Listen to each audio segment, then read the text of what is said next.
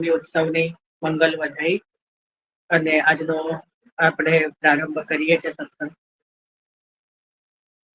ગઈકાલે આપણે શ્રી રામનવમીનો સેવાક્રમ જોયો. એના પછી શ્રી રામચંદ્રજીનું સ્વરૂપ જોયું. એના પછી જે છે 4 પુષ્ટિ કાર્ય અને જે શ્રી રામચંદ્રજી વિષયક જે છે થોડું ઘણું જે ચિંતન જે પણ પ્રભુએ કરાયું એ આપણે ગઈકાલે કર્યું. આજે આપણે શ્રીમદ ભાગવતજી અંતર્ગત જે શ્રી રામચંદ્રજીની લીલાઓનું વર્ણન છે એનું ચિંતન કરવાનું છે. અને પુરુષોત્તમ સહસ્ત્ર નામની અંદર શ્રી મહાપ્રભુજી જે શ્રી રામચરિત્ર વર્ણન કરી રહ્યા છે, રામચંદ્રજીની લીલાનું, એનું ચિંતન આપણે બધાએ આજે કરવાનું છે. તો સૌથી પહેલા શ્રીમદ ભાગવતજી લઈએ તો શ્રી ભાગવતજીની અંદર જે 12 સ્કંદ છે એની અંદર 9મા સ્કંદની અંદર શ્રી રામચંદ્રજીનું વર્ણન છે. 9મો સ્કંદ, બરાબર. હવે 9મો સ્કંદ જે છે એની અંદર ટોટલ 24 અધ્યાય છે. કેટલા? 24 અધ્યાય. એની અંદર અધ્યાય 10 અને અધ્યાય 11 આ બંનેની અંદર શ્રી રામાવતાર, શ્રી રામચંદ્રજીની લીલાનું વર્ણન છે. બરાબર. અધ્યાય 10 અને અધ્યાય 11. હવે અધ્યાય 10 ની અંદર જે છે એ 56 શ્લોક આપવામાં આવ્યા છે, જે શ્રી સુખદેવજીએ 56 એટલે 56 શ્લોકોથી વર્ણન કર્યું છે. અને અધ્યાય 11 એની અંદર 36 એટલે 36 શ્લોકોમાં વર્ણન કરેલું છે. આ રીતે ટોટલ 92 શ્લોકોમાં સુખદેવજીએ શ્રી રામચરિત્રનું, કે શ્રી રામા અવતારનું જે છે એ વર્ણન કર્યું છે. બરાબર. ફરી બોલવાની જરૂર નથી ને. જો અધ્યાય 10, અધ્યાય 11, સ્કંદ 9, 9મો સ્કંદ, એનો 10મો ને 11મો અધ્યાય. એમાં 10મા સ્કંદની અંદર જે છે 56 શ્લોકો છે અને અધ્યાય 11 એની અંદર 36 શ્લોકો છે. એમ ટોટલ 92 શ્લોકની અંદર સુખદેવજીએ શ્રી રામ ચરિત્ર, શ્રી રામા અવતારનું જે છે એ વર્ણન કરેલું છે. બરાબર. હવે જેની પાસે શ્રીમદ ભાગવતજી હોય એને મારે 2 શ્લોક ટીક કરાવવા છે. આપનું ભાગવતજી ખોલો અથવા તો લખી લો. હું 2 શ્લોક આજે ટીક કરાવું છું. એક તો 10મા અધ્યાયના સ્કંદ 9 એનો અધ્યાય 10 એનો શ્લોક 4, એનો શ્લોક 4 એક એને ટીક કરો. આ જે છે ને એ 1 શ્લોકી રામાયણ છે, શ્રીમદ સુખદેવજીએ લખેલું. બહુ જ અદ્ભુત શ્લોક છે. આ 1 શ્લોકની અંદર જ આખું મોટા ભાગનું શ્રી રામચરિત્ર, શ્રી રામાવતારની લીલાનું બહુ સુંદર રીતે વર્ણન કર્યું છે. એટલે અધ્યાય 10 એનો શ્લોક 4 અને અધ્યાય 11 એનો શ્લોક 21, અધ્યાય 11 એનો શ્લોક 21. આ 2 શ્લોક છે ને ટીક કરી રાખો. આ સંક્ષિપ્તમાં જે છે એ બહુ જે ચોથો શ્લોક કીધો, 10મા અધ્યાયનો શ્લોક 4, એની અંદર જેમ ઘણાને નહીં 1 શ્લોકી રામાયણને જોઈતું હોય છે, તો આ હું આપી રહ્યો છું કે અધ્યાય 4 ની અંદર આ જે શ્લોક છે સુખદેવજીએ જે કયો છે, તો આ શ્રીમદ ભાગવતજી અંતર્ગત જે છે એ 1 શ્લોકી રામાયણ છે. અને અધ્યાય 11નો શ્લોક 21, જે 21મો શ્લોક છે એની અંદર શ્રી રામચંદ્રજીની સ્તુતિ નું વર્ણન કર્યું છે. બહુ સુંદર રીતે જે છે એ સ્તુતિ કરી છે શ્રી રઘુનાથજીની, રામચંદ્રજીની. બરાબર. તો આ 2 શ્લોક જે છે એ વિશિષ્ટ છે. અને આ બંનેના ચિંતનથી એકની અંદર શ્રી રામચંદ્રજીની સમગ્ર લીલાનું વર્ણન છે અને એકની અંદર જે છે સ્તુતિ છે. તો આ બે શ્લોક જો વાંચશો ને આપ તો એની અંદર આપને સમજમાં આવી જ જશે. હવે આપણે થોડું સંક્ષિપ્તમાં ચિંતન જે છે એ કરીએ કે 10મા અધ્યાયમાં જે રામચરિત્ર વર્ણન કર્યું છે, જે મેં અધ્યાય 10નો શ્લોક 4 કીધો, જો એનો હું ભાવાર્થ લઈ રહ્યો છું કે ભગવાન શ્રી રામે પોતાના પિતા એવા રાજા દશરથના સત્યની એટલે વચનની રક્ષા માટે પોતાનું રાજપાટ સર્વ છોડી દીધું અને તેઓ વનમાં જે છે એ વસ્યા અને ત્યાં જ ફરતા રહ્યા. આપ શ્રીના એટલે ભગવાન શ્રી રામના ચરણ કમળ એટલા કોમળ હતા કે પરમ સુકુમારી એવા જાનકીજીના કર કમળનો સ્પર્શ પણ આપનાથી સહન થતો ન હતો.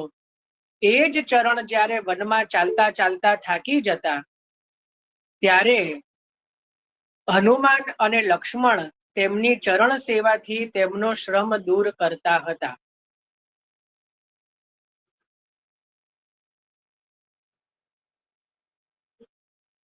એના પછી શૂર્પણખાને નાક કાન કાપીને વિરૂપ કરી દેવાને કારણે તેમને પોતાની પ્રિયતમા જાનકીજીનો વિયોગ પણ સહન કરવો પડ્યો. આ વિયોગના કારણે ઉત્પન્ન થયેલા ક્રોધથી ચડી ગયેલી ભ્રુકુટીના વિલાસથી સમુદ્રને ધ્રુજાવી દેનારા શ્રી રામે સમુદ્રની પ્રાર્થનાથી જે છે સમુદ્ર ઉપર સેતુ બાંધીને લંકામાં જઈને દુષ્ટ રાક્ષસોના વનને દાવાગ્નિની જેમ ભસ્મ કરી દીધો. એવા કૌશલ નરેશ એવા રામચંદ્રજી મારી રક્ષા કરો. આ એક જ શ્લોકનો અર્થ હું બોલ્યો. હવે આપણે સમજીએ. આ જ્ઞાનની એક શ્લોકની અંદર આખું રામાયણ આવી ગયું. સૌથી પહેલા શું કીધું? આ આપણે લઈ રહ્યા છે 10મા અધ્યાયનો શ્લોક 4, બરાબર?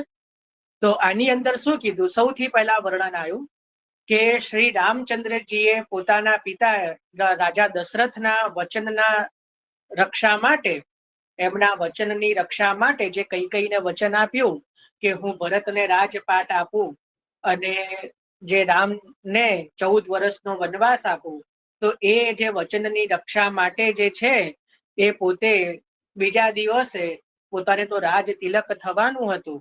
તો આપણે ત્યાં એ કહેવત પણ છે, ન જાણ્યું જાનકીનાથે સવારે શું થવાનું છે, આવું ગુજરાતીમાં. જો કે જાનકીનાથ તો જાણે જ છે, સ્વયં પ્રભુ છે. આ તો કેવલ એક કહેવત છે. તો જે ઘડીએ રાજ તિલક થવાનું હતું એ જ મુહૂર્તમાં આપ જે છે એ એમને વનમાં પધારવાનું થયું. તો એ જે છે અલગ અલગ વનોમાં આપ પધાર્યા. પંચવટી, દંડકારણ્ય આદિ જે અલગ અલગ વનમાં આપ પધાર્યા. આપ શ્રીનું સ્વરૂપ એટલું બધું સુકુમાર સ્વરૂપ, અત્યંત કોમલ સ્વરૂપ, અને એ સ્વરૂપે જ્યારે આપ સીતાજી અને લક્ષ્મણજી સાથે ખુલ્લા ચરણારવિંદે વનમાં જ્યારે પધારતા, અનેક પ્રકારના કાંટાઓથી જે યુક્ત એવો માર્ગ, વનનો માર્ગ તો ક્યારે સરળ થોડો હોય. તો વન એક, જો તમને એક બીજી વાત કહું, આપણી જિંદગીમાં પણ વન આવે. ક્યારે વન આવે? 51, 52, 50 વર્ષ પછી આપણે પણ વનમાં પ્રવેશ થાય. 51, 52, 53, બરાબર. એના પછી બધો વન ચાલુ થાય, વાનપ્રસ્થાશ્રમ. એટલે આપણે પણ 50 વર્ષ સુધી જે કર્યું એ કર્યું. 51 વર્ષથી ધીરે ધીરે ધીરે નિર્લેપ થવાનો પ્રયત્ન કરવો. કારણ કે હવે આપણો જે છે વનવાસ હવે પ્રભુએ પ્રારંભ કરાયો.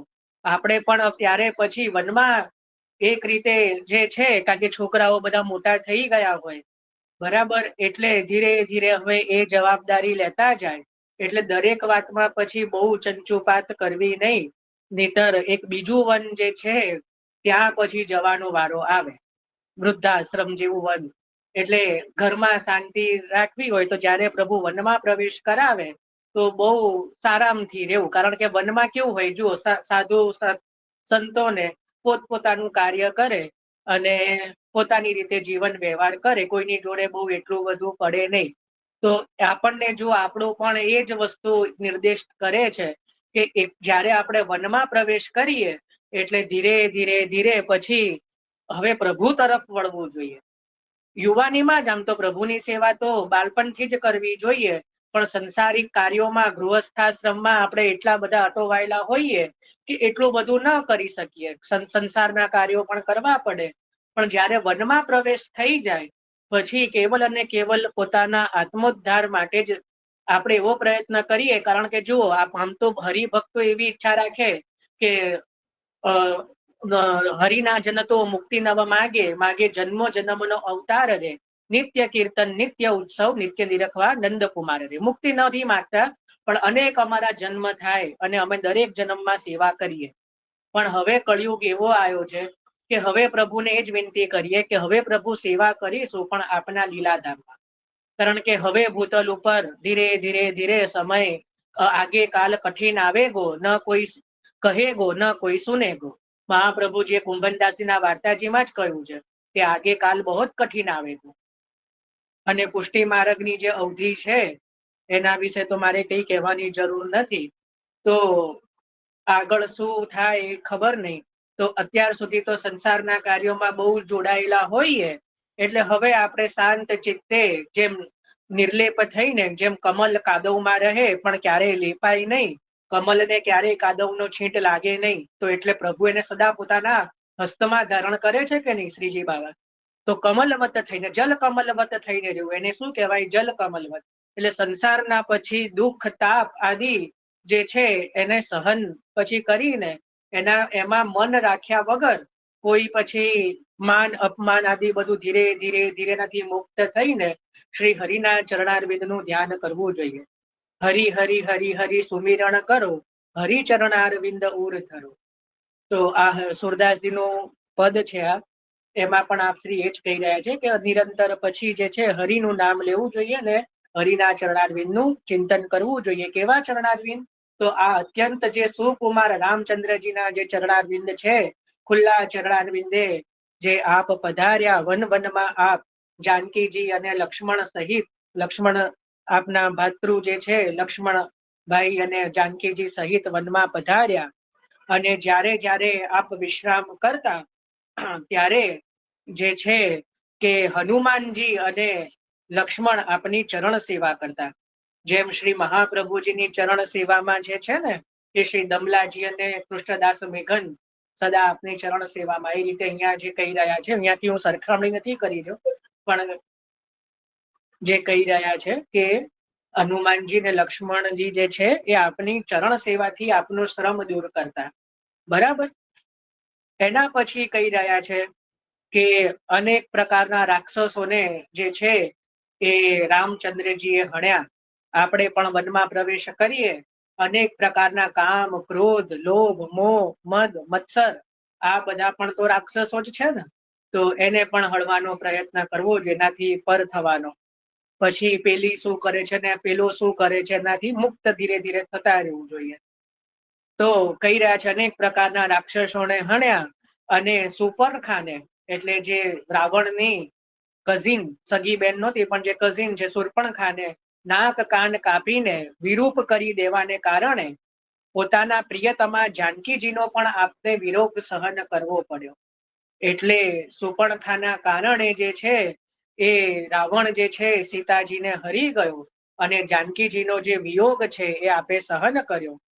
અને એને એ વિયોગના કારણે ઉત્પન્ન થયેલા ક્રોધથી, ચડી ગયેલી ભ્રુકુટીના વિલાસથી સમુદ્રને ધ્રુજાવી દેનારા એવા શ્રીરામ.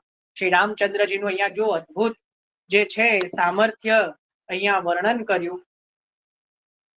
કેવું સામર્થ્ય છે કે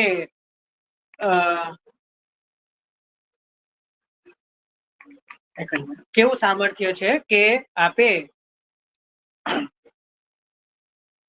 સમુદ્રને પણ ધ્રુજાવી દીધો.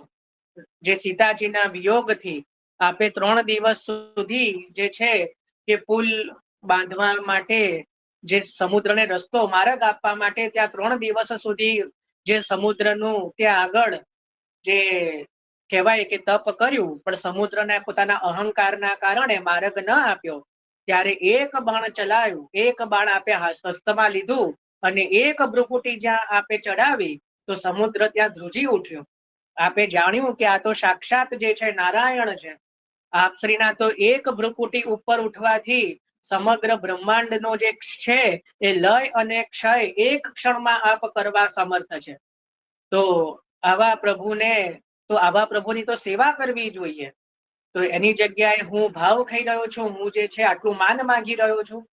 તો એટલા માટે જે કહી રહ્યા છે કે જે ભ્રુકુટીના વિલાસથી, ક્રોધથી ચડેલી એવી ભ્રુકુટીના વિલાસથી જેને સમુદ્રને પણ ધ્રુજાવી દીધો, એવા શ્રી રામે સમુદ્રની પ્રાર્થનાથી, એટલે સમુદ્રએ ત્યાં પ્રાર્થના કરી કે મારી ઉપર આપ જે છે આપના યશનો વિસ્તાર કરવા માટે જે છે એક સેતુનો જે છે એ નિર્માણ કરાવો. નલ અને નીલ જોડે આપ જે છે સેતુનો નિર્માણ કરાવો અને એનાથી એની ઉપરથી જઈને, એટલે મારી ઉપર સેતુનું નિર્માણ કરીને એના ઉપર ચડીને આપ જે છે લંકામાં જઈ અને આ જે દુષ્ટ જે રાવણ જે છે એ રાક્ષસો એને આપ ભસ્મ કરો.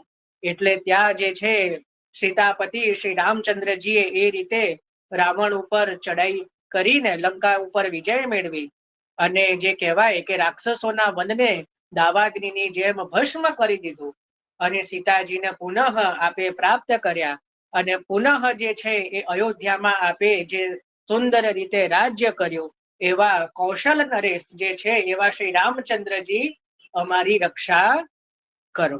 આ જો એક શ્લોકી રામાયણ છે, બરાબર. તો એક શ્લોકની અંદર જે છે એ મેં આજે આપને બતાવી દીધું કે આખું રામાયણ એક જ શ્લોકની અંદર આવી ગયું, જે સુખદેવજીએ વર્ણન કર્યું છે.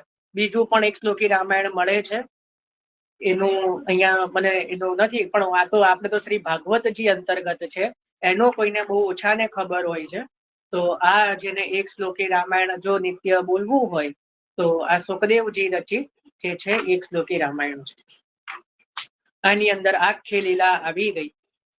હવે જે 11મો અધ્યાય છે એનો જે 21મો શ્લોક છે જે મેં ટીક કરાયો, એ હવે આપણે એનું ચિંતન કરીએ કે શ્રી રામચંદ્રજીની સ્તુતિ બહુ સુંદર રીતે આ કરી છે. તો એનું આપણે ભાવાર્થનું ચિંતન કરીએ કે ભગવાન શ્રી રામનો નિર્મળ યશ સમસ્ત પાપોને નષ્ટ કરનાર છે. તેનો એટલો બધો વિસ્તાર થયો છે કે દિગ્ગજોનું શ્યામ શરીર પણ ભગવાનના નિર્મળ યશની ઉજ્જવળતાથી ચમકી ઉઠે છે.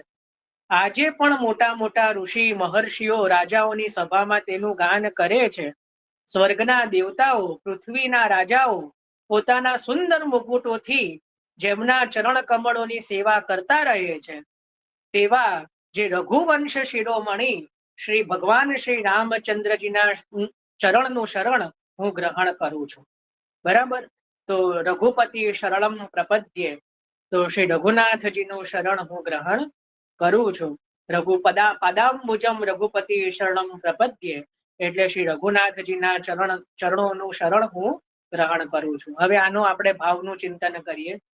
અહીંયા સુખદેવજી કહી રહ્યા છે કે શ્રી રામચંદ્રજીનો જે નિર્મળ યશ છે એ સમસ્ત પાપોને નષ્ટ કરનાર છે. શ્રી રામચંદ્રજીનો જે નિર્મળ યશ જે છે એ સઘળા પાપોને જે છે એ નષ્ટ કરનારો છે. અને આપનું જે નિર્મળ જે યશ છે, શ્રી રામચંદ્રજીનો જે નિર્મળ યશ છે, એનાથી તો બીજા બધા જે લોકપાલો છે, દિગ્ગજો છે, એ પણ જે સદા ભગવાનના યશનું ગાન કરતા કરતા ઉજ્જવળ બને છે. ઉજ્જવળ એટલે નિષ્પાપ બને છે. ઉજ્જવળ થવું એટલે જેમના જે ભગવાનના યશોનું ગાન કરે છે, લીલાનું ગાન કરે છે, એ જે છે એ ચમકી ઉઠે છે પોતાની ઉજ્જવલતાથી. કારણ કે નિર્દોષ અને નિષ્પાપ બની જાય છે, એટલે એનાથી એ ચમકી ઉઠે છે. સર્વ સમયમાં, એટલે આજે પણ, એટલે સર્વ સમયમાં, અત્યારે વર્તમાન સમયમાં પણ આટલો બધો સમય થઈ ગયો, ત્રેતા યુગ પછી દ્વાપર યુગ અને કલિયુગ, તો અત્યારે પણ જે છે એ મોટા મોટા ઋષિઓ મહર્ષિઓ જેમનું ગાન કરતા રહે છે. જો મોટી મોટી પોસ્ટ ઉપર માણસ હોય ને, આપણે ત્યાં કહેવત છે, ઉતર્યો અમલદાર કોડીનો. જ્યાં સુધી કોઈ મોટી પોસ્ટ ઉપર કોઈ હોય, કોઈ નેતા હોય કે કોઈ મંત્રી બહુ મોટા હોય, એને બધા નમે. પણ જે ક્ષણે એની પોસ્ટ જાય ત્યારે પછી કોઈ પૂછે નહીં, પછી એનું કોઈ યશ એને કોઈ પાણીનો ગ્લાસ પણ ન પૂછે. એકવાર રિટાયર્ડ થઈ ગયા પછી તમે રૂઆબ ઝાડવા જાઓ, કોઈ મોટા ઓફિસર હોય તો કોઈ એક વાર સાંભળે, 2 વાર સાંભળે, ત્રીજી વારમાં સંભળાવી દે કે સાહેબ હવે તમે રિટાયર્ડ થયા, હવે ઘરે બેસો. બરાબર ને? તો અહીંયા તો જે છે ભગવાનનો યશ ક્યારેક ક્ષય થતો નથી, કારણ કે ભગવાન કોઈ સામાન્ય મનુષ્ય નથી, મનુષ્યવત લીલા કરે છે, પણ કઈ સામાન્ય ન લૌકિક કૃષ્ણ પ્રભુ, પ્રભુ કોઈ લૌકિક નથી, તો સદા અલૌકિક છે. એટલે ભગવાનનો જે યશ તો જે છે યુગો યુગો સુધી એક સમાન જ રહે છે, એને ક્યારેક એનો ક્ષય થતો નથી, સદા વધતો રહે છે ઉપરથી. હરિ અનંત, હરિ કથા અનંતા, એટલે હરિની કથા તો દરેક ભક્તોના ભાવથી સદા વધતી જ રહે છે. એટલે કહી રહ્યા છે કે આજે પણ મોટા મોટા ઋષિઓ, મહર્ષિઓ, રાજાઓ તેમની સભામાં ગાન કરે છે. આપણે ત્યાં છે ને એક પદ છે, મને બહુ પ્રિય છે ગદાધર દાસજીનું. નરક નિવારણી, અઘ સંહારિણી, કલિમલ તારિણી, મધુમથન ગાથા. કોઈએ સાંભળ્યું છે? કોઈને ખબર હોય તો મોકલીશું, બહુ સુંદર છે. આની અંદર ભગવાનની કથા એટલે ભગવાનની લીલાનું વર્ણન, ભગવાનની કથાનું વર્ણન કેવી હોય, કેવી છે, એનું ગદાધર દાસજીએ વર્ણન કર્યું છે. અઘ નિવારણી એટલે સર્વ પાપોનો નાશ કરનાર, અઘ નિવારિણી, કલિમલ તારિણી એટલે જે કલિમલ જે છે એને તારવા વાળી, મધુમથન ગાથા એટલે અત્યંત અમૃતમયી જે ગાથા છે એવું. તો નરક નિવારિણી, અઘ સંહારિણી એટલે સર્વ પાપોને દૂર કરનાર, કલિમલ તારિણી, મધુમથન ગાથા, એમ કરીને ગદાધર દાસીનું 2 તુકનું જ પદ છે, પણ બહુ અદભુત પદ છે. ઘણી વાર યમુનાજીના પદોની અંદર આ પદ આપવામાં આવે છે, કારણ કે એના વિશેષણો એવા છે, પણ ખરેખર યમુનાજીનું પદ નથી, એ પ્રભુની કથાનું પદ છે, કે પ્રભુની કથા કેવી છે એનું વર્ણન ત્યાં ગદાધર દાસજીએ કર્યું છે. તો બહુ સુંદર પદ છે. તો અહીંયા પણ એ જ વસ્તુ છે કે મોટા મોટા ઋષિઓ, મહર્ષિઓ પણ જે છે એ રાજાઓની સભામાં જે સદાય ભગવાનની લીલાઓનું ગાન કરતા રહે છે. અને સ્વર્ગના દેવતાઓ અને પૃથ્વીના રાજાઓ, દેવતાઓ અને રાજાઓ બધા જ જે છે એ સદાય ભગવાનના ચરણ કમળોની સેવા કરવા માટે લાલાયિત રહે છે. બરાબર? આપણે શ્રી વલ્લભાખ્યાનની અંદર પણ એકવાર મેં કીધું હતું કે આવે છે 7મા વલ્લભાખ્યાનની અંદર, વિભૂત વા છે વાસ વસુમતી ઉપરે, શ્રી વલ્લભ કુંવરની ટહેલ કરવા. વિભૂત એટલે દેવતાઓ, દેવતાઓ પણ આ ભૂતલ ઉપર વાસ કરવા ઈચ્છે છે કે અમને પણ કંઈક શ્રી મહાપ્રભુજી ગુસાઈજીના ચરણ કમળની ટહેલ મળે, શ્રી ઠાકોરજીની સેવા કરવા મળે. પણ એમનું ભાગ્ય એટલું સારું નથી, કારણ કે દેવતાઓને પ્રભુની સેવા કરવાનો અધિકાર નથી. એમને તો જે પ્રકારની મર્યાદા બાંધીને રાખી છે કે આ કાર્ય કર્યું, જે કાર્ય સોંપ્યું એ જ કાર્ય કરવાનું. જે નિત્ય કીર્તન, નિત્ય ઓચ્છવ, નિત્ય નિરખવા નંદકુમાર રે, એ તો આપણા મહદ ભાગ્ય છે. શ્રી મહાપ્રભુજી ગુસાઈજીએ કૃપા કરીને આપણા માથે પ્રભુ પધરાવ્યા છે. તો આપશ્રીની કૃપાથી આપણે એ આનંદ માણી રહ્યા છીએ કે જે દેવતાઓને પણ દુર્લભ છે. બરાબર? તો આવો મનુષ્ય દેહ ક્યાં મળે? દુર્લભ મનુષ્ય દેહ છે, આવે કોઈક વાર, તે પામ્યાનો લાભ એ ભજવા આનંદ કુમાર. દયારામભાઈ એક પદમાં કહી રહ્યા છે, દુર્લભ મનુષ્ય દેહ છે, આવે કોઈક વાર. 84 લાખ યોની માં ક્યારેક ક્યારેક તો આ દુર્લભ મનુષ્ય યોની મળે છે. તો તે પામ્યાનો લાભ, એનો લાભ શું, એનો લાભ કેવી રીતે ઉઠાવવો? કે ભજવા આનંદ કુમાર, બીજું બધું છોડીને પ્રભુના ચરણારવિંદ ભજવા. તો ચરણ કમલની સેવા કરતા રહે છે એવા રઘુવંશ શિરોમણી, રઘુવંશના જે શિરોમણી છે એવા પ્રભુ કે જે શ્રી રામચંદ્રજી, એમના ચરણનું શરણ હું ગ્રહણ કરું છું. તો આ રીતે સુખદેવજીએ આ શ્લોકમાં પ્રભુની બહુ સુંદર સ્તુતિ કરી છે. રઘુનાથજી એવા છે કે જેમણે સૂર્ય અને ચંદ્ર બંનેને સનાથ કર્યા છે, કારણ કે પોતે જે છે સૂર્ય વંશમાં પ્રગટ થયા અને પોતાની નામની પાછળ ચંદ્ર શબ્દ જે છે, રામચંદ્ર એટલે સૂર્ય વંશમાં પ્રગટ થયા એટલે સૂર્યને પણ સનાથ કર્યો અને ચંદ્રને પણ જેમને સનાથ કર્યા, સૂર્ય અને ચંદ્ર જે છે એ બંનેને આપે સનાથ કર્યા છે. તો એવા પ્રભુ અમારે ત્યાં કલ્યાણરાયજી જે છે ને, છઠ્ઠું કલ્યાણ એટલું સ્વરૂપ છે, એમાં 2 એમાં એક હસ્તમાં ઉપર સૂર્ય છે ને એક હસ્તમાં ચંદ્ર છે, સ્વરૂપની અંદર જ સૂર્ય ચંદ્ર છે.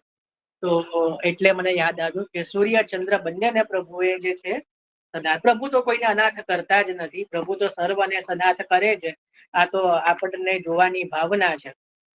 જો જય શ્રી કૃષ્ણ શબ્દ જે છે એ મારા ઉપર નથી, પણ હું તો શું ભાવ કરું કે પત્નીનું નામ હંમેશા આગળ હોય, પતિનું નામ પાછળ હોય. તો જય શ્રી કૃષ્ણ તો મારે તો ભગવદીઓના મુખેથી નીકળે નામ, તો કઈ મને કોઈ ઉપદેશીને થોડું કે છે, પણ હું તો એ ગર્વ લઉં ને કે પત્ની અને પતિનું મારે તો નામ બદલવું નથી પડ્યું, ક્યાંય કોઈ એવો રજીસ્ટર નથી. ઓલરેડી મહાપ્રભુજીએ રજીસ્ટર કરીને આપ્યું કે જય ની પાછળ શ્રી કૃષ્ણ. તો હું તો એવો મારા તો હું તો શું કામ ના એવો ભાવ, તો આપણે તો સદા ઉત્તમ આપણો પણ એવો કંઈક ભાવ રાખવો જોઈએ, આપણું પણ એવું કોઈ નામ એટલા જ માટે આપણા બાળકોનું એવું કંઈક નામ રાખવું જોઈએ. ભલે બહારનું ન રાખી શકો, બહારનું નામ રાખવામાં શરમ આવતી હોય તો ઘરનું, કે જેનાથી કોઈક અર્થ કરે. અને હંમેશા એવું નામ રાખવું કે જેમાં મહાપ્રભુજીએ એનું ઉચ્ચારણ કર્યું હોય. હંમેશા હું મેં મત એવો મારો મત છે કે મહાપ્રભુજીએ આ શબ્દ બોલ્યા, જેમ કે જયતિ પદ બાકી મારા પર થોડા બોલ્યા છે, પણ જય બોલ્યા ને એટલે મને પ્રસન્ન, ચલો મારું નામ મહાપ્રભુજી ક્યારેક બોલ્યા એમ, એટલે એ રીતે.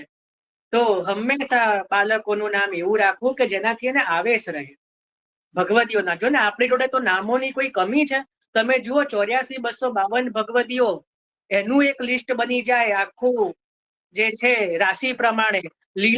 એમના લીલાના નામો, એમાંથી કેટલી બધી સખીજનોમાંથી કન્યા આદિના નામો મળે, ગ્વાલ આદિમાંથી બાળકોના નામો મળે, કેટલા બધા જે છે.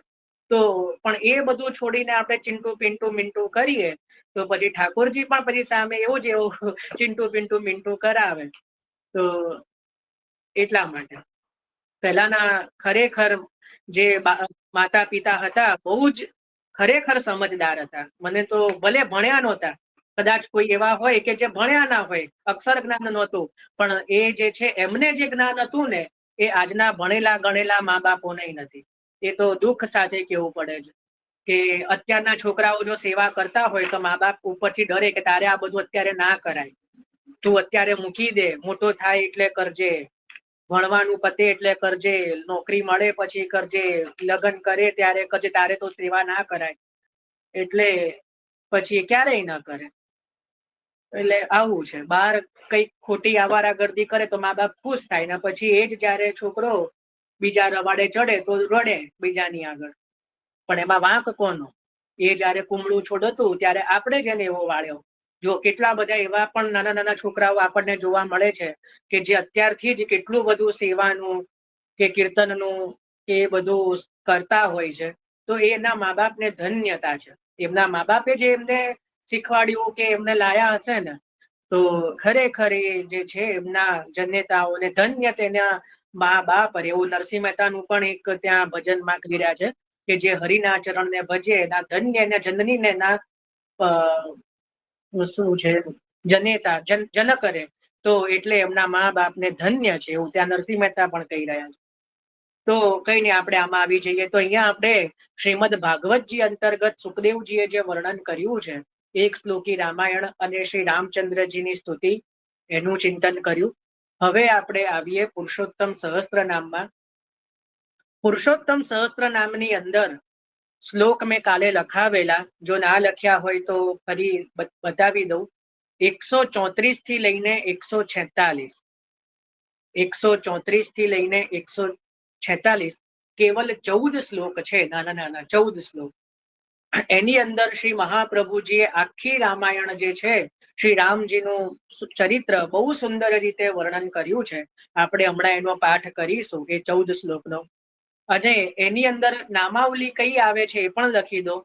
661 થી 661 થી 723, 661 661 થી 723, 63 નામો, 63 63 નામો જે છે એ આ શ્લોકની 14 શ્લોકની અંદર આવે છે, એ નામાવલી છે. આ જે 63 નામો 63 નામો શ્રી રામચંદ્રજીના ચરિત્ર ઉપર શ્રી મહાપ્રભુજીએ પ્રગટ કર્યા છે. બરાબર, તો હવે આપણે એનો પાઠ પ્રારંભ કરીએ. એની પહેલા કોઈને કઈ પ્રશ્ન હોય કે કઈ હોય તો પૂછી લો, નહીતર આપણે પુરુષોત્તમ સહસ્ત્ર નામમાંથી એ નામાવલીનો પાઠ કરીએ.